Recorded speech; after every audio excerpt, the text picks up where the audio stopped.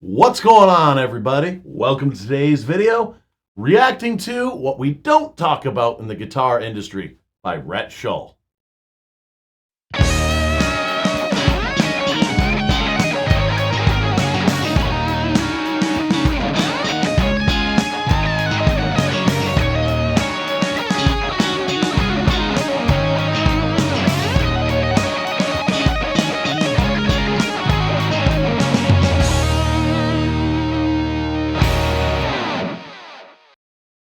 So what's going on, everybody? Today we're going to be reacting to What We Don't Talk About in the Guitar Industry by Rhett Shull. As always, if you've not already, go and give Rhett Shull a sub, and I've also included the link for the original video in the description down below. Go ahead and click on that and give that a like, and on this video, my video, leave a comment on what you'd like to see me react to next, and let us get to it. So typically when I make videos, I like to have some kind of plan together, some kind of outline. Today I'm just going to wing it, and we'll see what happens. So last week I made a video talking about Trump's tariff plan and how I think it's going to absolutely decimate the American guitar industry. And I spoke on that because this is something that I have a little bit of insight on because of my job here on YouTube. I've gotten to know a lot of amazing people in this industry over the last 8 years of doing this. Many of them have become close friends of mine, people who have built businesses manufacturing gear that we use as guitar players from here in the United States. And it was talking to those people that was sort of the catalyst for making that video last week. The response was, as you would expect, polarizing. Treading into any sort of even remotely political topic is going to elicit that reaction from people, especially in today's day and age. But there's one sort of comment that I kept seeing over and over again that really bothered me, and it took me a few days to sort of unpack it and figure out why. And that, let me guess. It was a comment that said, "We'll just buy American, no problem." That's my guess. That's what got to him.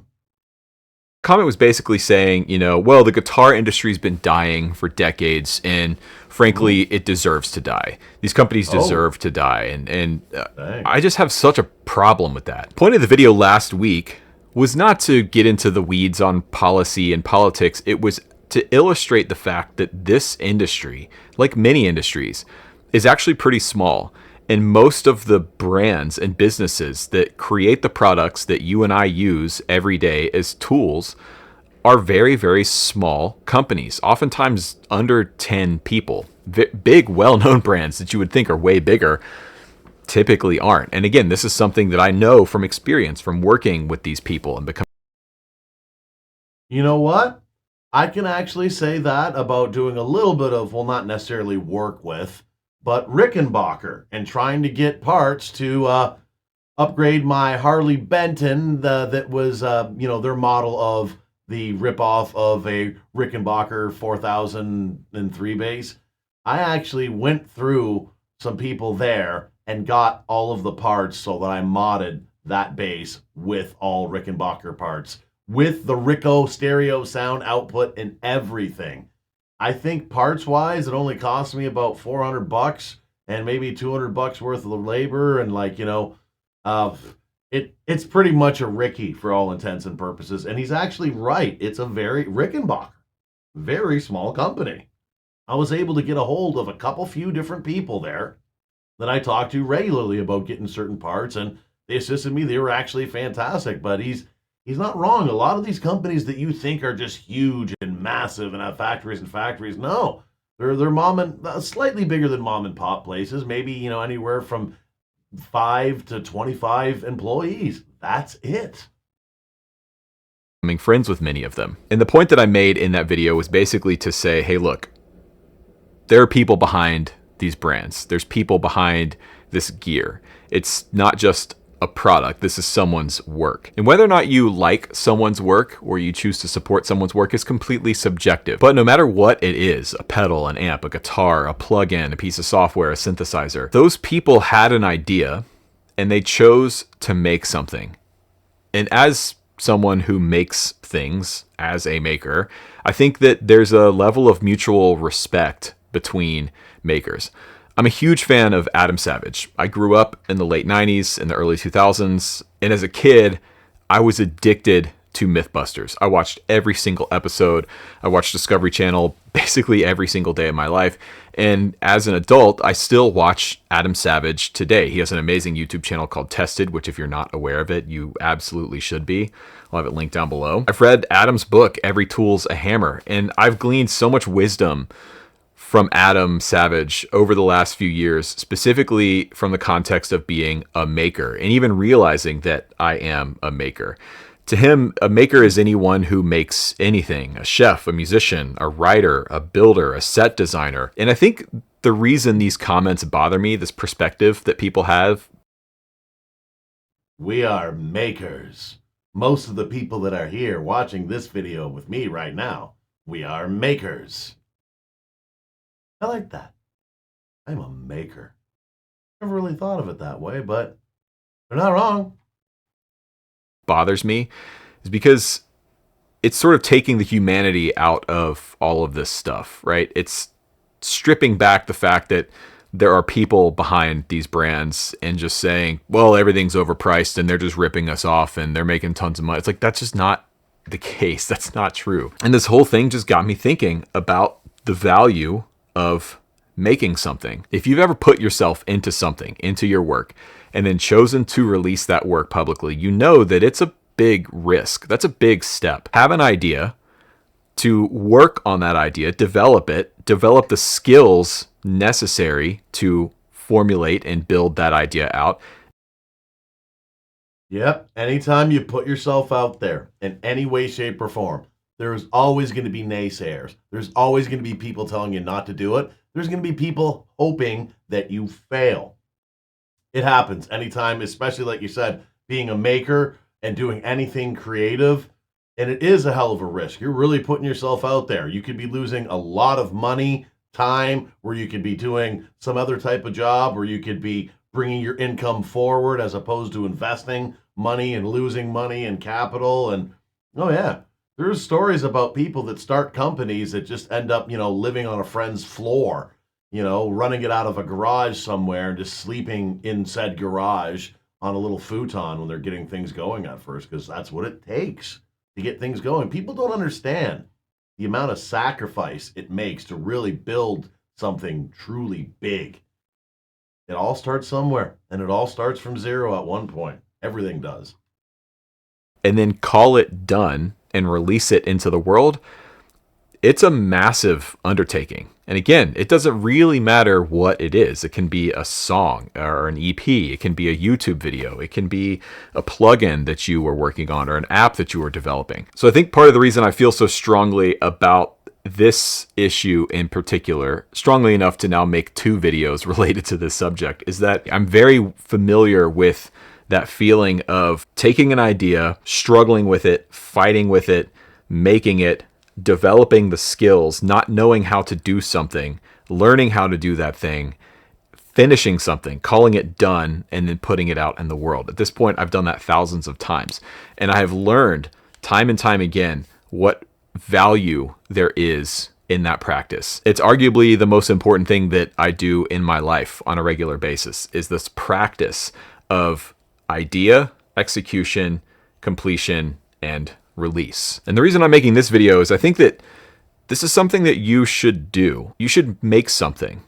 It can be anything, but you should get into the practice of making something. Because this is a music-based channel, a guitar-based channel, it's probably something music-related, but it doesn't have to I'm be. already there, I think if Rhett. more people did there. this, I believe deeply it would make the world a better place. Because Actually, I'm doing it. I used to do it 7 days a week. There was some level of content coming out.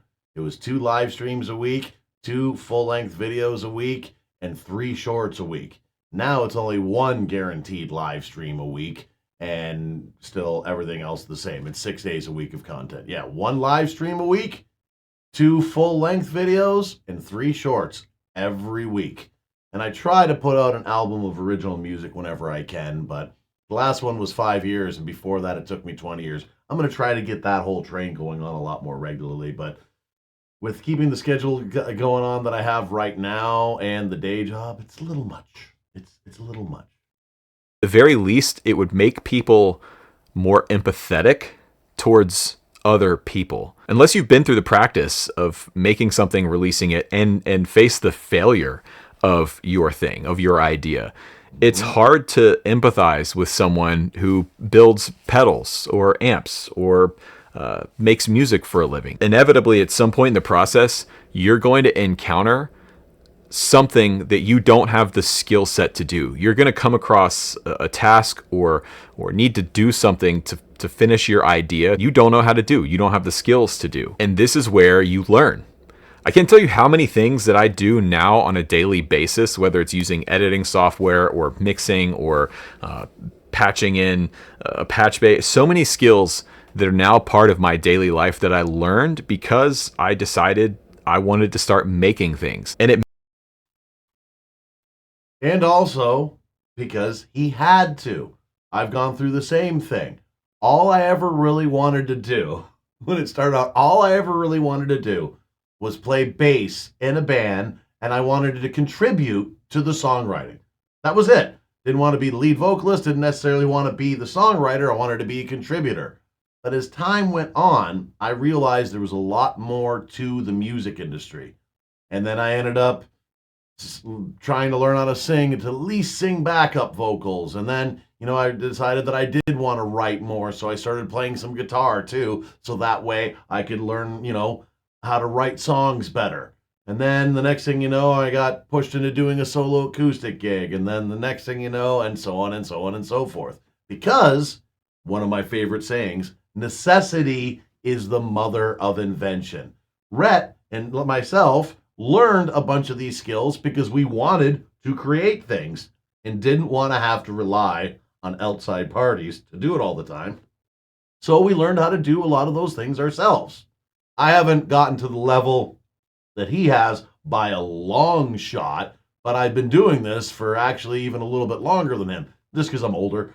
And no, I totally get what he's saying, because especially with me doing YouTube, and I never started doing videos until I started doing it just before the pandemic, but really got into it during the pandemic and got into doing it regularly to, soak up some time when I wasn't able to go out and gig. Before the pandemic, I was still gigging quite regularly.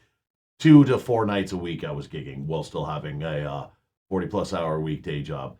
But I was still always learning new things now, because what do I know about cameras? I'm an audio guy. I'm a musician. What do I know about frame rates and and lumens and and getting lighting and everything? So I had to learn all of this stuff. What do I know about getting the sound right for voiceover? Some might say I still don't by listening to my audio. I don't know. I think I got it dialing in decently, but no, he's not wrong at all. When learning to create one thing, you'll end up picking up a ton of other skills that are involved in that creation process, because it's not just do the thing.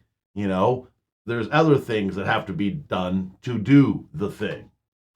Multi-layered. Many points in that process, I would encounter something where I would say, okay, I want to do this thing, but I don't know how to do it. To me, this is one of, if not the most valuable parts of being a maker, of making things on a regular basis. All day. The skill set and the knowledge that you gain over time is huge, and it can and will change the trajectory of your life. It'll open up new doors and opportunities for you that you didn't have before. If you watch my channel on a regular basis, I'm guessing you're probably a musician, probably a guitar player, or someone who's at least interested in music and guitar. I would encourage you to start making something, and to start making something with the intention on releasing it. Start a project, have a goal in mind, and start working towards that goal. If you already are a maker, pick a project that feels too big. Pick something that you really want to do, but feels way outside of your comfort zone. It feels unreachable, unattainable, and start working on that thing. So yeah, just go make something. That's today's video. I hope you enjoyed it. Let me know in the comment section down below. And while you're down there, this channel is supported by my video courses, so you can find out more information about the video courses. Links are in the description down below. I appreciate you watching, and I will see you real soon on the next one.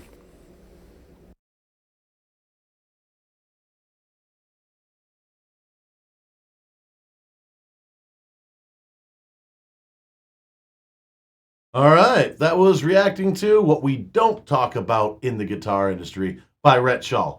As always, if you haven't already given Rhett Shaw a sub, and I'd be surprised if you did, since this is a musical instrument channel and he's one of the biggest music YouTubers out there. If you're subbed to me, you're subbed to him. So anyways, if you haven't already subscribed to Rhett Shaw, go and give him a sub right now. I've also included the link for the original video in the description down below. Please go and click on the original video and give that a like. And on this video, my video, leave a comment on what you'd like to see me reacting to next.